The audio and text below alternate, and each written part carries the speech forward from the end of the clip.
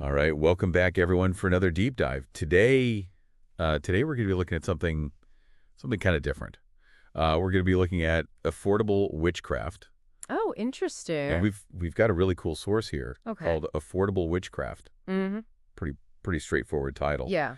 and it really gets into how to practice, how to get into witchcraft without having to spend a ton of money.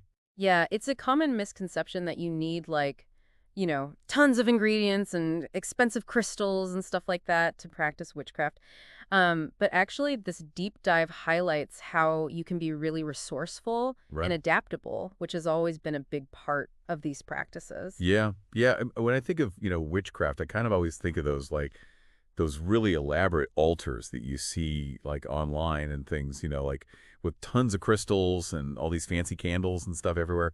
But this source really kind of challenges that, doesn't it?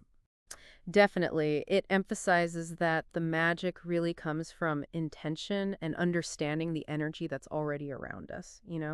Historically, like witchcraft was a folk practice, hmm and it really used stuff that was readily available in nature and in people's homes. So it's more about like tapping into a deeper connection with like everything rather than like focusing on like all this stuff. Yeah, yeah, exactly. It's about recognizing the power within yourself and in the natural world. And you can do that with really simple, everyday items. For example, the source talks about using salt, like regular Right. salt, Okay. for protection and Like purification. the stuff I put on my French fries. Yeah, exactly. Okay. But besides being a seasoning, salt has a lot of symbolic meaning in a lot of different cultures. Uh-huh. It's associated with purity, with cleansing, with warding off negative energy. Like, think about, throwing salt over your shoulder for good luck. Right. Yeah. It's a really simple act, Right. but it has a powerful intention behind it. So it's not about like the salt itself, it's about the energy like that we put into it. The intention behind it. Right, Okay. exactly. That makes sense. Yeah. And I've also heard about like bay leaves being used, for wishes and things. How Yeah. does that fit in with all this? Yeah, so bailiffs have been connected with manifestation and success for a long time. Okay. And in this context, writing a wish on a bay leaf and then burning it, it's a symbol of releasing that intention out into the universe. It's a way to focus your energy and visualize what you want. So like sending it up in smoke, Yeah, but hopefully like having it materialize in real life. exactly. Okay, I like that. I like Yeah. that. What are some other examples? Um, Another good example is cinnamon, Okay. which is often used in spells and rituals for attracting prosperity and good fortune. Okay. It's really easy to find, it's not expensive, Yeah. and the scent, that warm, inviting scent, can also just create a really positive and uplifting atmosphere when you're doing your practice. So like if I were to like sprinkle a little bit of cinnamon on like a business proposal, before a big meeting, would that like help with the energy of that? Yeah, exactly. It's about like aligning yourself with the energy that you want to bring in. Right. And, you can even use things like tea and coffee in witchcraft. Really? Yeah. Yeah. Like I drink coffee every morning. Does that mean I'm like accidentally doing magic? Maybe. Okay. Think about things like tea leaf reading, for example. Right. That's where um, you look at the patterns the tea leaves make in your cup Oh yeah, yeah. after you finish your tea. Right, right. That's been around for a long time, and it just relies on intuition and looking at symbols. It doesn't need any fancy tools. So it's like finding like a hidden message. Yeah. It's something that we do every day. Yeah, exactly. Kind of like a secret code or something. Yeah, yeah, That's exactly. It is. And you can actually use coffee grounds in the same way, too. Oh wow. So, yeah, it's all about being open to that idea that magic can be found anywhere, even in really normal things that we Okay. might take for granted, Yeah. right? Yeah. Yeah. I like that. It's like it really is about connecting with something bigger than ourselves. Isn't it? Yeah, Yeah. definitely. Yeah. And that kind of leads us into I think, one of the most fun and interesting parts of all of this, which is DIY magic. Okay. Like being creative and taking all this intention and really making it your own. Yeah. Okay. DIY magic. I'm Yeah. kind of into that. Yeah. What exactly like what kinds of things are we talking about here? So think about it like crafting, but with a purpose. Okay. A great example is spell jars.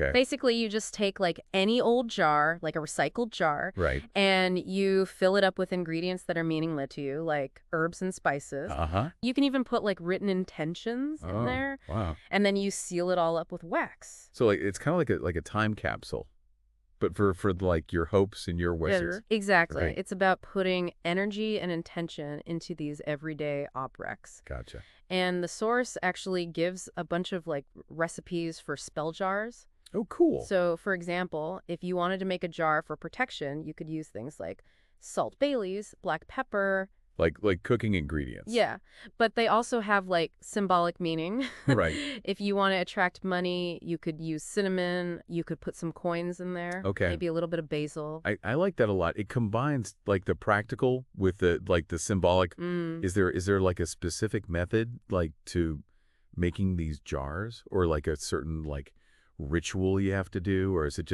it more about the intention? Yeah, it's really more about the intention. Okay. Just focus your energy when you're putting it together. Right.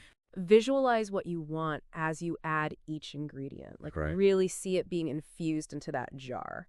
Okay, so it's like mindful crafting. Yeah, exactly. Now, speaking of crafting, what about like cleansing? Right. Because I know like sage is really popular. Mm-hmm.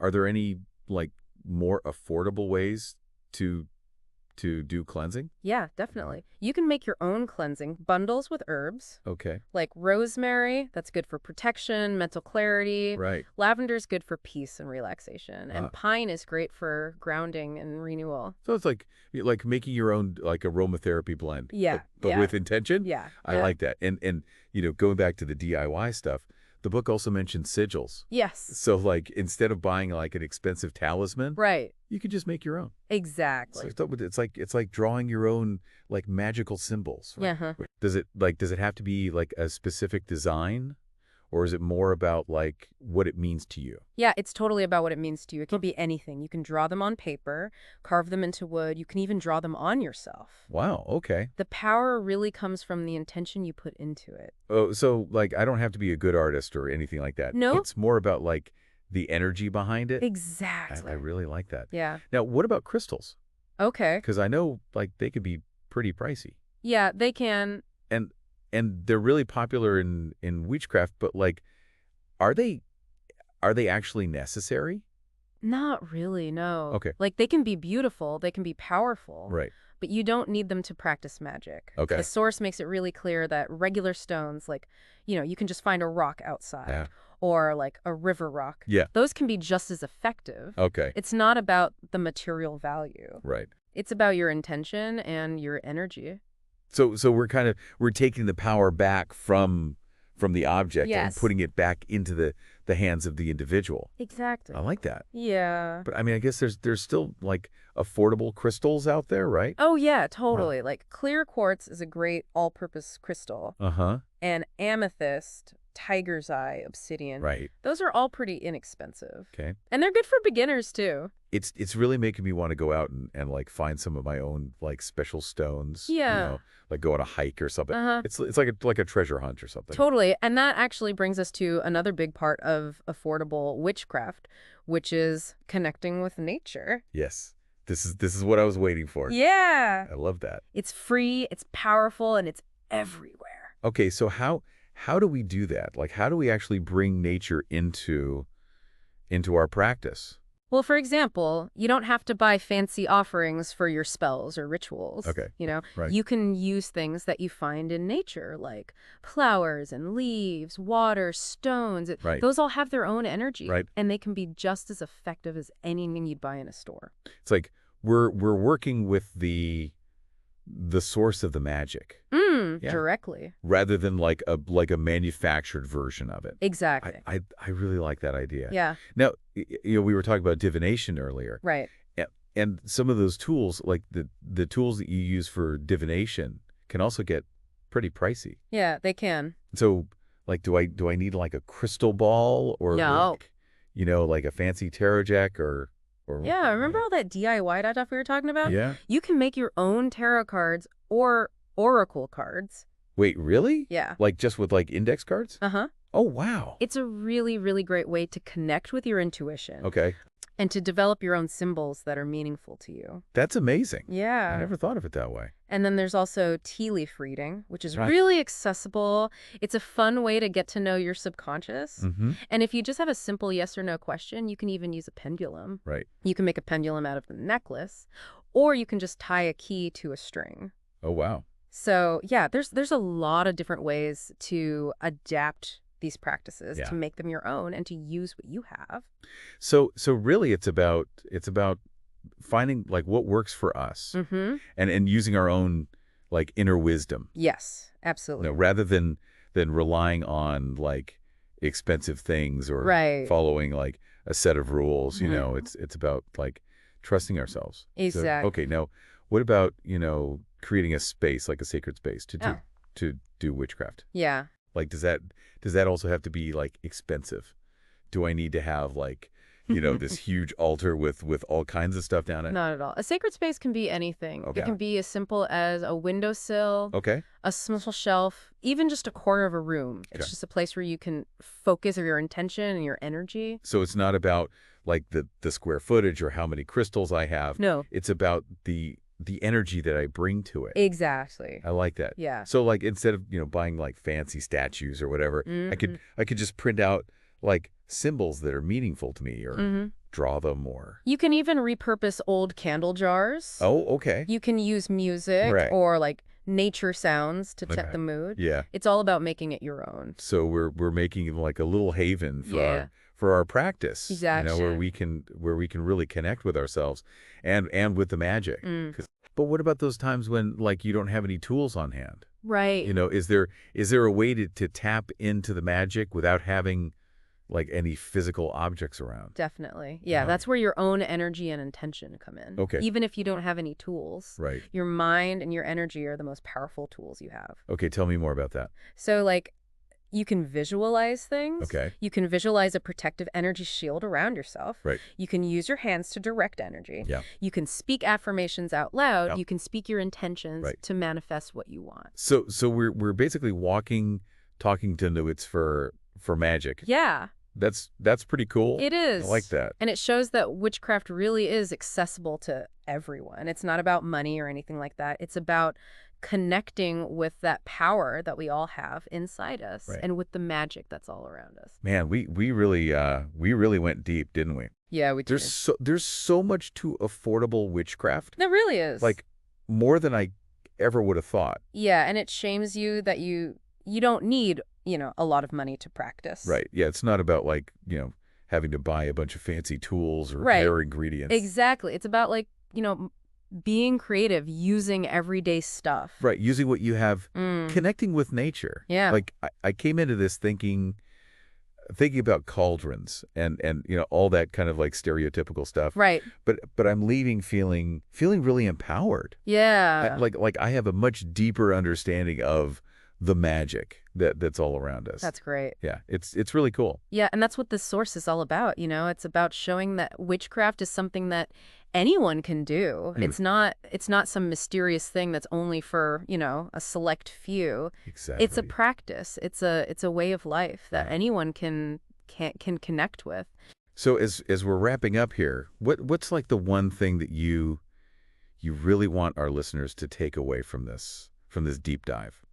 I think it's that magic isn't about the things. It's about the connection. Okay. It's about like really seeing the energy that flows through everything, through us, through nature, Right. and learning to work with that energy in a way that feels good to you. That's beautiful. Yeah. Yeah, it's like we've been given this like whole new way of seeing the world. Mm, Finding the extraordinary in the ordinary. absolutely. And it doesn't have to be this big, like overwhelming thing. No, not at You all. know, you don't have to change your whole life to connect with this. Right. It can be small things. Small changes Yeah. can make a big difference. So whether or not our listeners identify as witches, Right. they can still like take these principles and apply them to their own lives. Yeah, find what speaks to you, Yeah. what feels true Yeah. and empowering.